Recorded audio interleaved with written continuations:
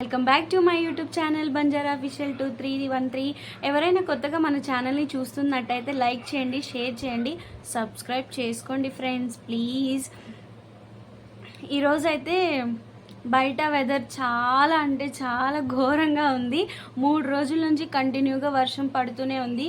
ఇవాళ మండే, అసలు non stop ఈరోజు అయితే వర్షం ఆగనే ఆగలేదు. ఇప్పుడే వర్క్ నుంచి అయితే వచ్చాను. ఏదైనా కారంగా తినాలి అనిపించింది. బజ్జీలా తినకూడదు, నేను అసలే డైట్లో ఉన్నాను. ఇవాళ అయితే నా డైట్ని బ్రేక్ చేద్దామని అనుకుంటున్నాను. చికెన్ తినాలనిపించట్లేదు. సో నేను ఇంట్లో ఎప్పుడు చేయని ఏదైనా రెసిపీ చేద్దాం అనుకుంటున్నాను. అది ఎలా వస్తుంది ఏంటో అనేది నాకు కూడా తెలియదు. నాతో పాటు మీరు కూడా చూడండి. ఒకవేళ కరెక్ట్గా వస్తే మీరు ట్రై చేయండి, రాకపోతే మాత్రం మీరు ట్రై చేయొద్దు. ఇది నిపుణుల పరీక్ష లో జరుగుతుంది అనమాట.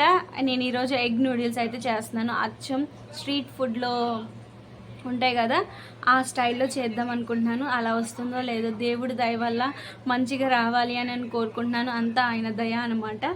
ఓకే, వీడియోలోకి అయితే వెళ్ళిపోదాం.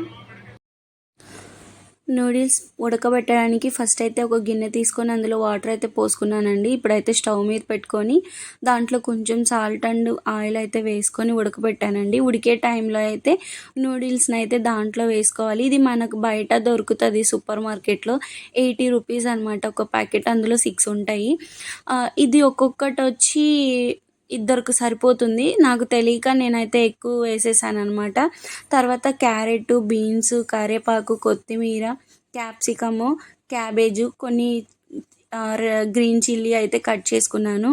ఇంకా టేస్ట్ బాగా రావాలని చెప్పి మంచూరియా అయితే బయట నుంచి తీసుకొచ్చానండి.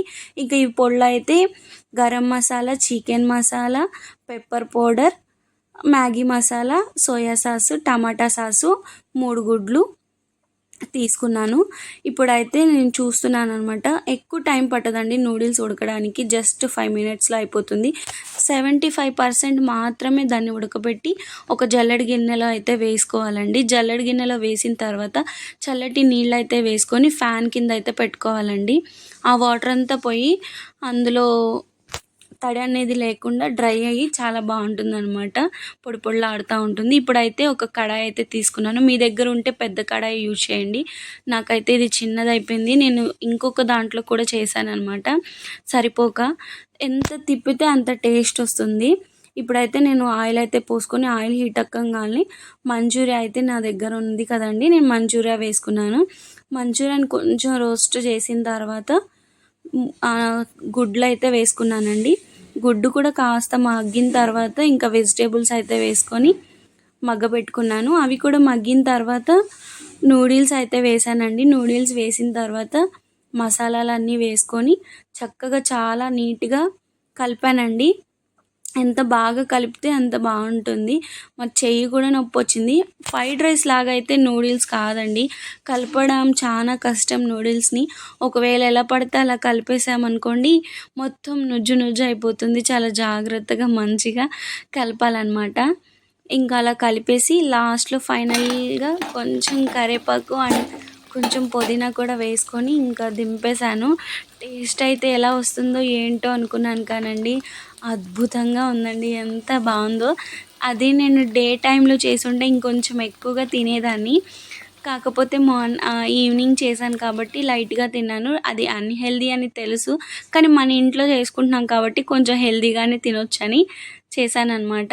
మీకు ఇక్కడ వెజిటేబుల్స్ చాలా ఎక్కువగా అనిపిస్తున్నాయి, కానీ ఏం కాదండి, అది మగ్గిపోయిన తర్వాత తగ్గిపోయింది. అసలు వెజిటేబుల్స్ ఉన్నట్టే లేదు. ఇంకా హెల్దీయే కదండి అవన్నీ. చాలా అయితే చాలా బాగుంది. మా పాపకు కూడా పెట్టాను. అసలు కొనుక్కొచ్చావు కదా మమ్మీ అని చెప్పింది. చాలా అంటే చాలా, నేను చెప్పలేదండి ఆ టేస్ట్ అంత బాగుంది. నేను వాట్సాప్ స్టేటస్ పెడితే నేను కొనుక్కొచ్చి అలా ఫోటో పెట్టాను అనుకున్నారు, కానీ నేను చేసిందే. చూస్తున్నారు కదా వీడియో. ఆ నూడిల్స్ నేనే ప్రిపేర్ చేశాను అనమాట. నేనేం బయట నుంచి కొని తీసుకురాలేదు. నేనే ప్రిపేర్ చేసి పిక్ తీసుకొని వాట్సాప్లో అయితే పెట్టాను. చూసారా, ఫైనల్గా కలిపేసిన తర్వాత ఇంత నీట్గా ఇంత బాగా వచ్చింది. స్టవ్ అయితే పాడైపోయిందిలేండి, అది వేరే విషయం. మీకైతే నా వీడియో నచ్చినట్టయితే లైక్ చేయండి, షేర్ చేయండి, సబ్స్క్రైబ్ చేసుకోండి. మళ్ళీ ఇంకో వీడియోతో అయితే